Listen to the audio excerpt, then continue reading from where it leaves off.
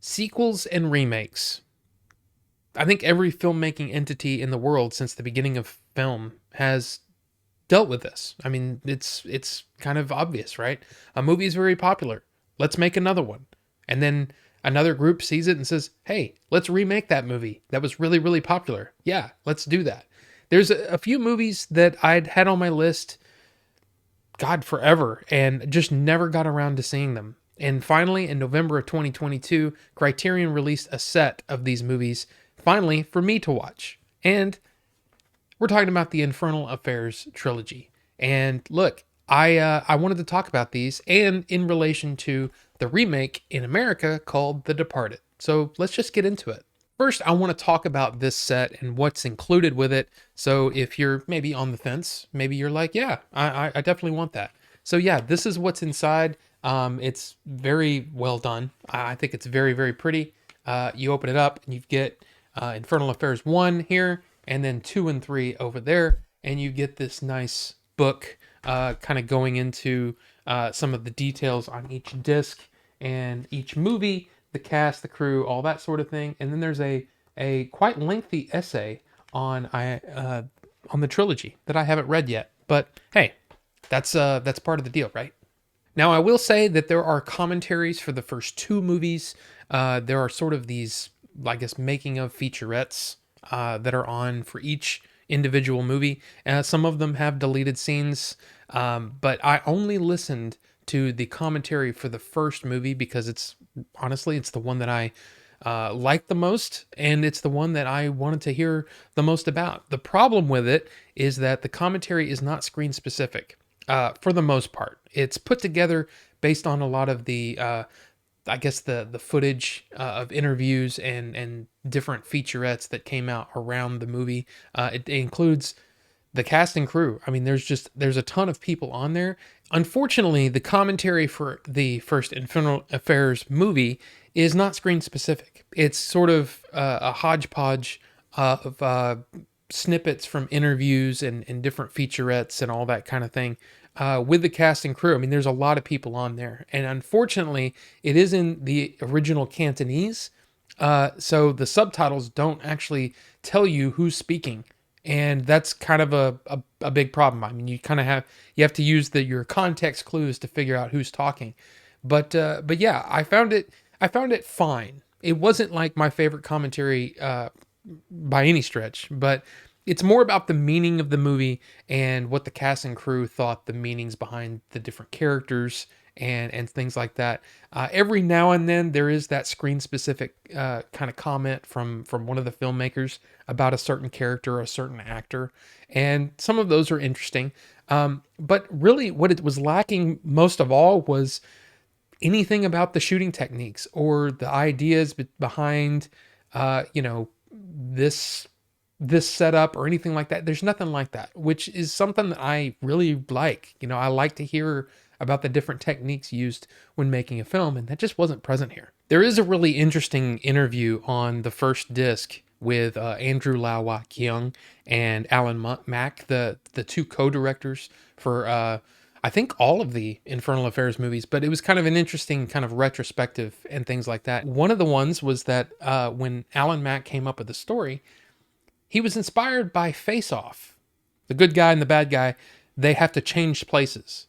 And in a way, it kind of informed sort of I wouldn't say the story is really inspired in any way because it's all about undercover agents and things like that. But it was interesting to hear that was the spark that started the thought process of how to write this script. And I just thought that was neat. Now, the first Infernal Affairs movie to me is by far the best movie in the set. I think most people would agree. Tony Leung and Andy Lau they kill it.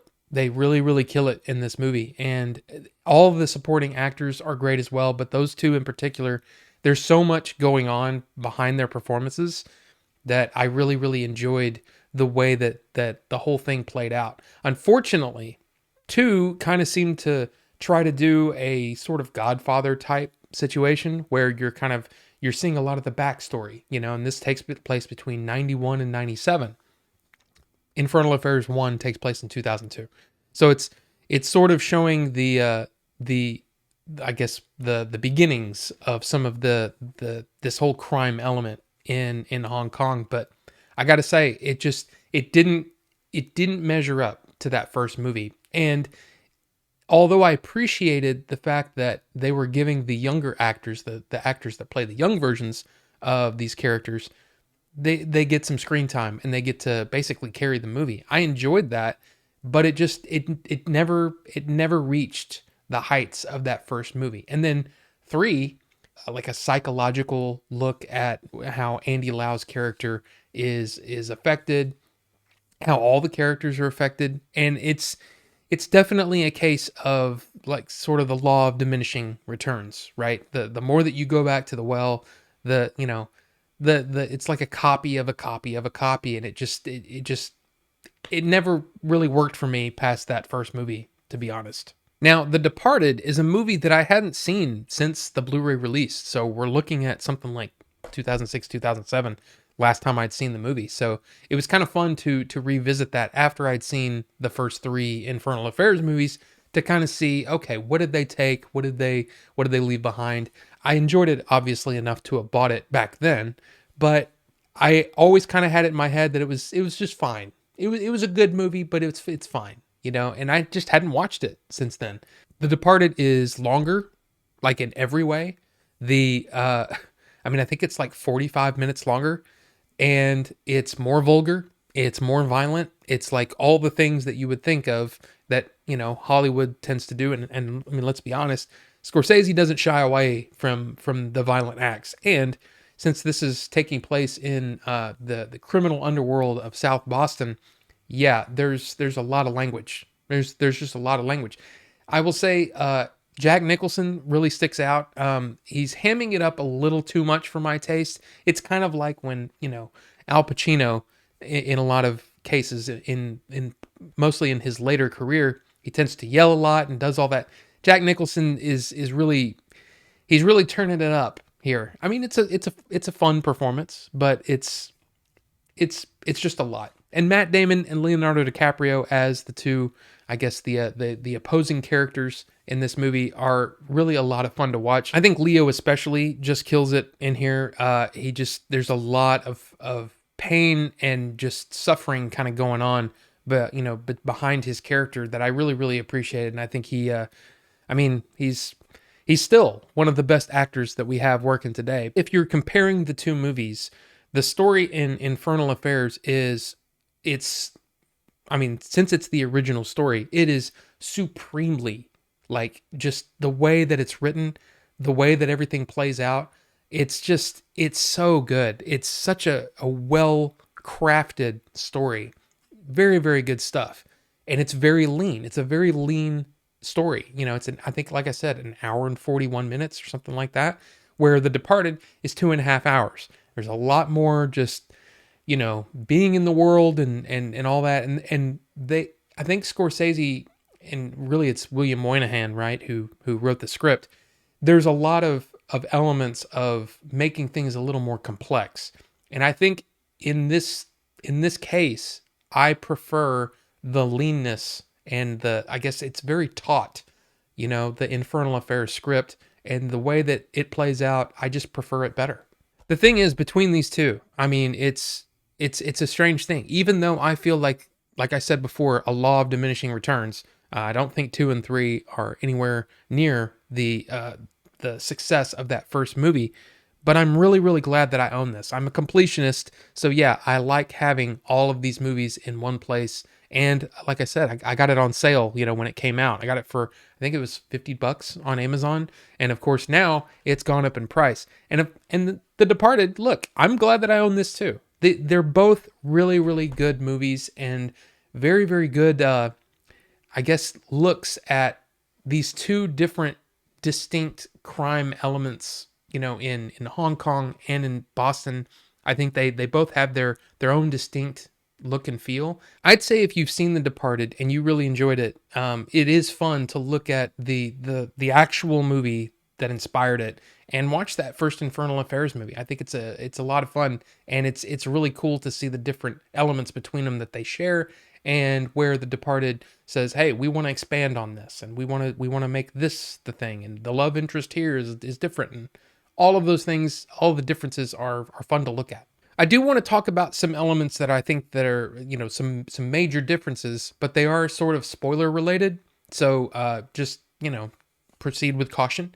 But as far as I'm concerned, with The Departed, one of the major differences between that and Infernal Affairs is the character that Mark Wahlberg plays.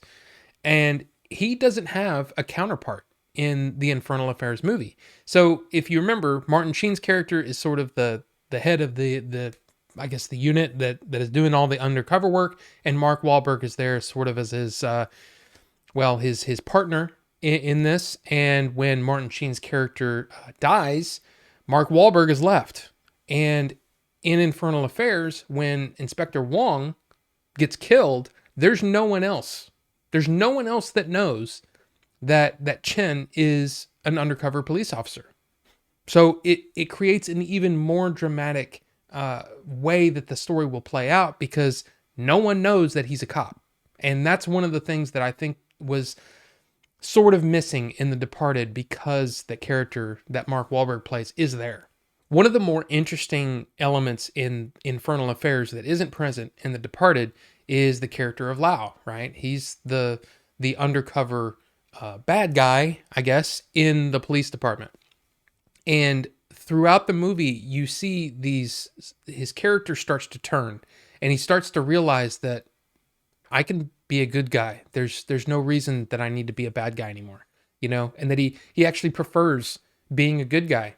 And throughout the movie, you see all of these events start to affect him in a way that it makes him feel guilty about doing what he's doing, and starts to make a change.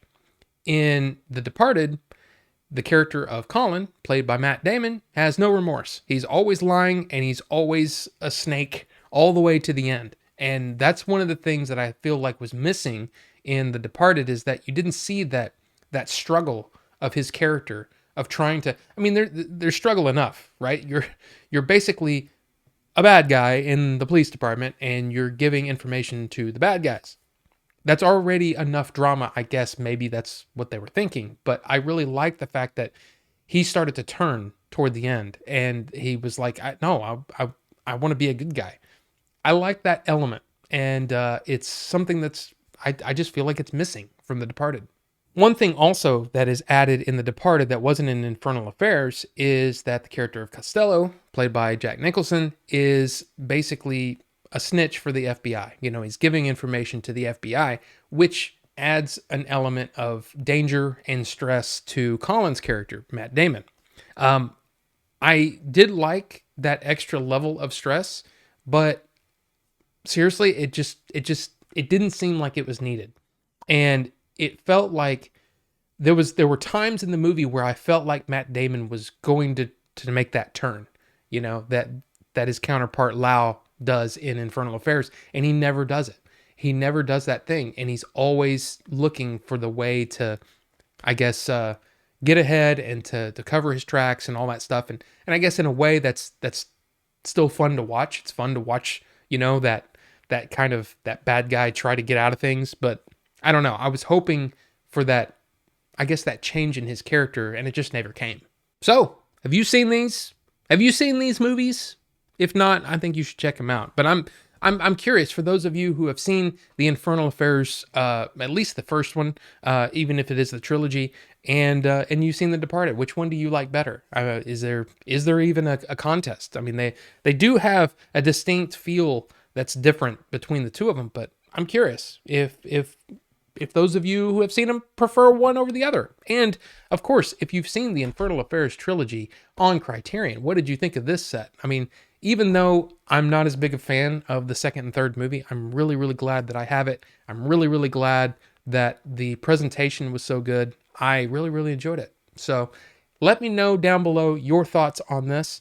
And we'll talk about it. So thank you all so much for watching, and we'll see you on the next one.